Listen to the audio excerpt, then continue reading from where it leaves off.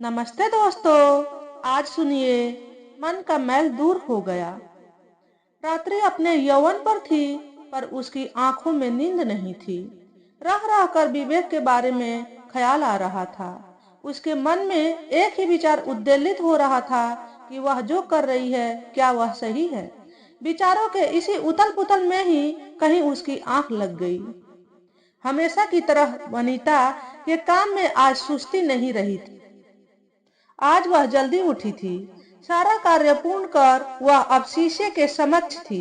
अपने प्रतिबिंब को ताकते हुए उसके मानस पर अनेक दृश्य उभरते हैं। वह उन्मुक्त बचपन, कॉलेज लाइफ, दोस्त आदि, कितना अच्छा था समय। उसके मानस पर दृश्य पलटता है।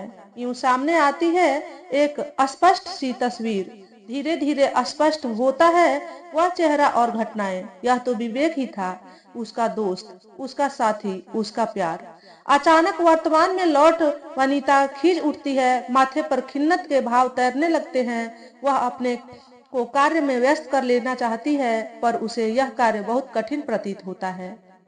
उसे विवेक का इंतजार अखर रहा था। पत्रिका पढ़ने के उपक्रम में वह बैठी, अपना मस्तक कुर्सी के पाये से टिकाकर फिर विचारों में निमग्न हो गई।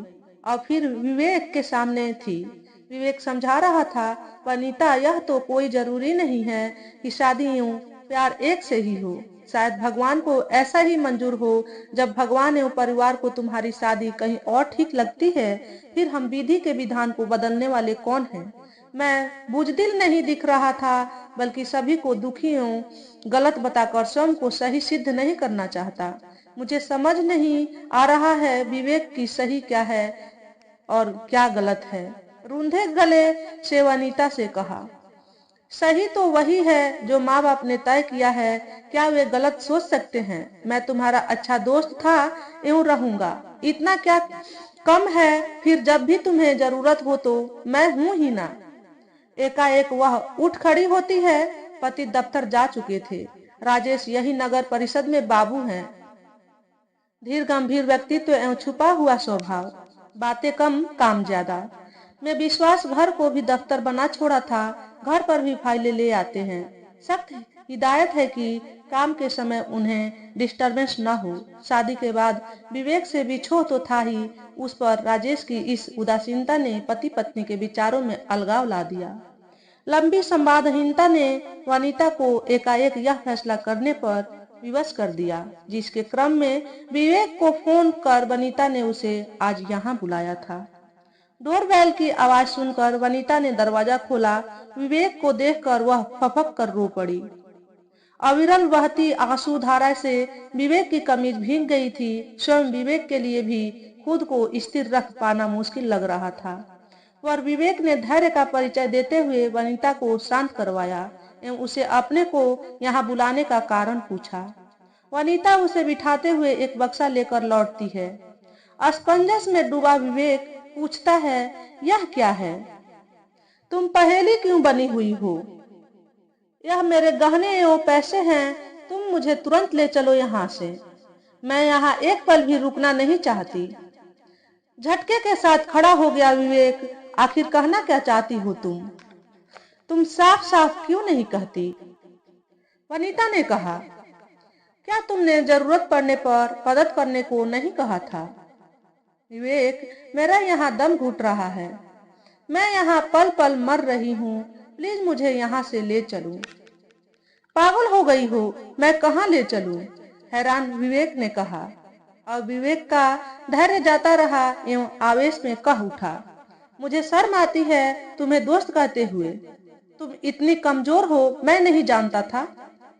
तुम मेरे बारे में ऐसा भी सोच सकती हो। ऐसा मत कहो विवेक। तुम मेरी परेशानी को नहीं समझ रहे हो। बिफर पड़ी वह मैं कैसे जीऊं। जिंदा लाश बनकर रह गई हूं मैं। यदि तुम भी मुझे नहीं समझोगे तो। विवेक को लगा कि वनिता संयम में नहीं है, उसको साथ की जरूरत है।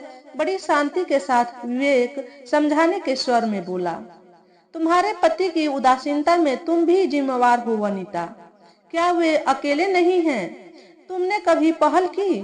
तुम अपने इसी गलतफहमी में हो कि तुम्हें किसी ने नहीं समझा है। पर क्या तुमने उनको कभी समझने की कोशिश की? नहीं वनिता, तुम्हें अपने को बदलना होगा। अनुराग अंतवेदना की उत्तम औषधि है। अनुराग भरे शब्दों एवं सहानुभूति पूर्वक समझाने पर वनिता आत्मविवेचन पर मजबूर हुई। उसे भी लगा कि उसने कठिनाइयों का सामना नहीं किया, बल्कि उनकी विशद व्याख्या करके उन्हें महनीय बना रखा है। अंधेरा ढल चुका था। राजेश ड्यूटी से लौट आया था। कमरे में अपनी फाइल पर झुका था। कमरे में प्रवेश कर वनीता ने फाइल खींचकर चाय का प्याला थमाते हुए कहा, शायद मैंने आपको डिस्टर्ब तो किया, पर राजेश ने आश्चर्य से उसे देखा एवं वनीता के हाथ को थामते हुए कहा, मुझे तो कब से इंतजार था एसटी डिस्टरबेंस का। सच वीनू, मैं हमेशा इन नीरस फाइलों के ढेर पर बैठा सोचता हूँ, कोई बहाना लेकर तुम अंदर आ जाती और अपने सुंदर चेहरे की मुस्कान से मुझ में ऊर्जा भरती और पास बैठते हुए मुझसे कुछ न कुछ यूं ही पूछती। राजेश ने बोलना बंद कर दिया था, लेकिन मुग्ध आंखों से भाषा की अविराम संवाद धारा बह रही थी। वनीता के मन का मैल दूर हो गया। बहुत देर के बाद मौन तोड़कर उसने कहा, मैंने अपने दोस्त को यहाँ बुलाया है, चलो तुम्हें मिलवाऊं। नीचे कमरे में जाकर देखा तो मेज पर एक पत्र पड़ा था।